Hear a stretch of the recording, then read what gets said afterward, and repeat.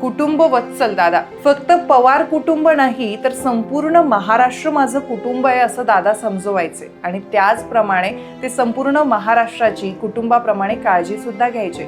पवार कुटुंबात सुद्धा दादा एक आधारवड होते. परिवारासाठी काय चूक काय बरोबर हे दादांना अचूक माहिती असायचं. तर कधी स्वतःची चूक असेल तर ती देखील मोठ्या मनाने ते मान्य करायचे. कुटुंबाला आधार देणारे, कुटुंबियांसाठी झटणारे असे दादा नारळाप्रमाणे होते. बाहेरून कठीण वाटले तरी आतून मऊ आणि प्रेमाने भरलेले, जे आपण नक्कीच शिकायला हवं. सांगण्यासारखे दादांचे खूप गुण आहेत आणि प्रचंड आठवणी देखील आहेत, पण त्या आठवणींसोबत डोळे देखील भरून येत आहेत. त्यामुळे आज इथेच थांबूयात.